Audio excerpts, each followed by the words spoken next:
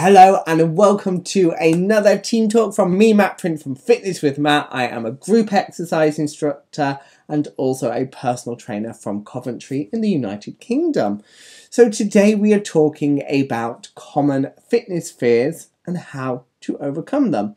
Because I've been in the industry since 2010 and it's always the same kind of things that people talk about when they're talking to me about their barriers to exercise, why maybe they don't work out. Because it's a weird thing, as soon as people find out you work in fitness, they're like, oh, I want to work out, but, and there's always reasons which are perfectly understandable. And today we're discussing those, and I'm hopefully reframing them and making you think about things in a different way, feel a bit happier and empowered. So just before we get going, if you aren't already, follow me on Facebook, Fitness with Matt. Follow me on Instagram, Fitness with Matt1. And don't forget to like and subscribe to my YouTube channel. So, without further ado, what is the number one thing that I hear people saying as to why they maybe are scared about coming to a fitness class or going to the gym or merely just getting active?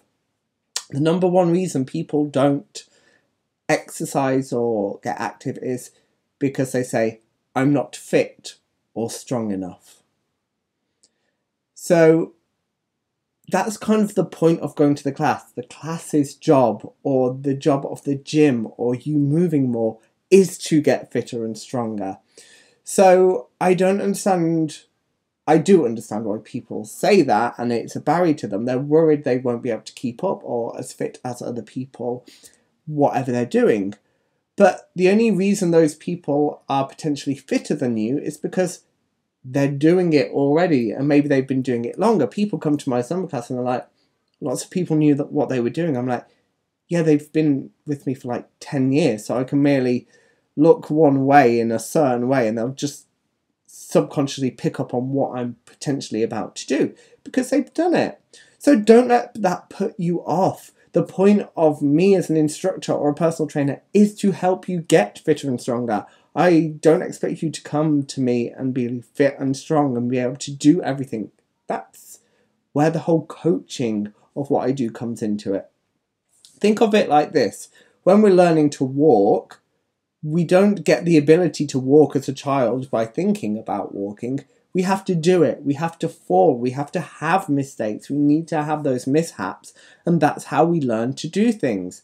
It's a skill that develops over time. And I think we're all guilty of wanting everything now. And that's not how it works with our bodies, with health and fitness.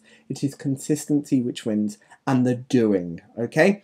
So don't let not being fit enough or strong enough put you off starting. You need to start from somewhere, and the longer you leave it, the actual harder it will get, because our bodies only keep the strength and skill set that it requires regularly. Otherwise, the body is not going to waste its energy as such, because we're super efficient. So don't be afraid if you're not fit or strong enough. Number two, people often say, I am too overweight, I am too old. Well, the important thing is, find somewhere you are comfortable.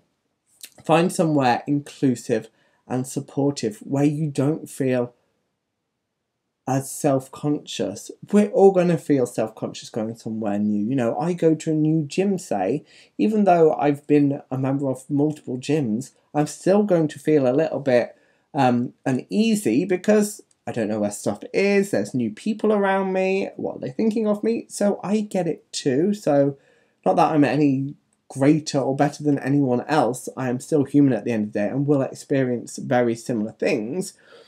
But again, it takes time, and be prepared to try things and you not to feel comfortable and not to enjoy it there. Give it a fair go, and if it's not for you, fine, move on to the next thing. But don't let your own perceptions of what others think of you stop you doing something for you. Because ultimately, I promise you, everyone, say, in that class will be a little bit self-conscious. Like, if they go around, they'll be like, oh my God, people are looking at me. So what? So what if we go wrong? No one died. Nothing bad happened. We're human. I go wrong and I teach the classes. I go to the gym and sometimes I try an exercise and I have to drop the weight. Try not to let your ego stand in your way in that circumstance. So find somewhere where you feel comfortable. Search, do your research, look at the types of people who go to the classes. My classes have got people from mid-20s up into their 70s. And so when people are, I'm too old, it's like I have people from all walks of life, all ages, abilities, sizes, shapes at my class. Because we're there to move. We're there to support each other and have a good time getting active. You know, if you're doing the couch to 5K, there'll be people, again, starting from all different levels. So don't let your insecurities take control if you can help it. Number 3, I don't want to do it alone. Then don't. That is a simple answer. So maybe find a friend who wants to start being more active. Maybe it's like you want to walk together, or you want to try a class together, or a gym buddy. Find someone to do it with you to encourage and support you so you don't feel so self-conscious and alone. Maybe you want to get a coach, a personal trainer, or go to a class with an instructor, because they can help to make you feel comfortable and give you structure and direction for what you're doing and that encouragement. And hopefully, if you find the right coach, they'll be able to allay your fears. Again, the fitness industry has a bad reputation, that it's full of judgmental people who are super fit, and, you know, if you're no good, they will kick you out of their class and stuff like that. And, you know, I have people come to my summer class and being like, I've been to a class before and the instructor just kept picking on me because I was doing something wrong. Not going to happen at my class. As long as you're safe and not going to hurt yourself, you do you. Have a good time. I'm happy you're here. I'm happy you're moving. I'm happy for your energy. So just make sure you find the right fit again.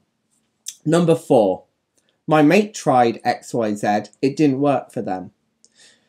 Or you go to a class that your friend loves, or a gym because your friend loves it. Just because someone you know and like and get on with enjoys it, doesn't mean you will, and vice versa. If it didn't work for them, it doesn't mean it won't work for you. And you might have different goals to them. So again, be prepared to invest some time and trial and error and find things that do and don't work. There are multiple free trials out there. I offer a free class for people to come and try for free, whether online or in person, to see if it's for them. That's fine. I even offer a 100% money back guarantee. So if you come to a class and you hate it, I will give you your money back. Just come ask me. So yeah, be prepared to find what works for you, because we're all different. Number 5, I don't have time. I get this. We're all time poor. But people think that they have to work out for long periods of time. Any time spent moving, being active, is better than 0 times. If you're like, I've only got half an hour, so I can't start being active, getting fit. Well, you've got half an hour. Even if you've only got 5 minutes, you can do something in 5 minutes. So just try and not think that you need copious amounts of time. When I go to the gym, I set my timer on my phone for 45 minutes because that's as long as I have in my day when I'm training, and that's as long as I can keep my attention for. But if I was working out at home, it would probably be shorter. You don't have to train for hours. You just have to do something. Find ways to conveniently train that work for you. Nowadays, there are so many on-demand, at-home options. I offer on-demand. So many people do. There's so many companies out there.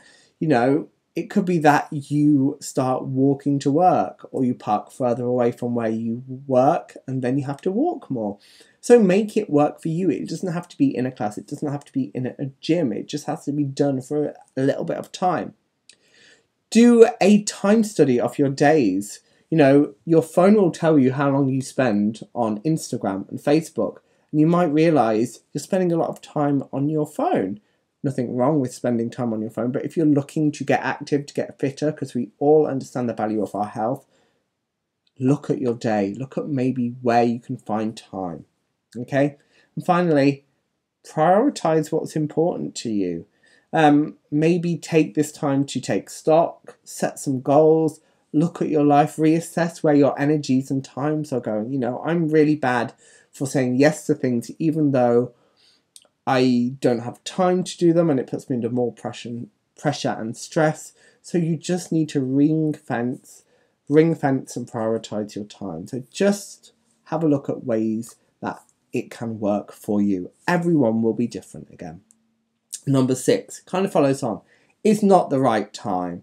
I am going to wait for Monday. I'm going to wait until this happens or this happens. I want to tell you right now, there is no right time. There is no moment in your life where all the planets will align and things will go perfectly. You'll think you've got your planets in alignment. I'm going to start this.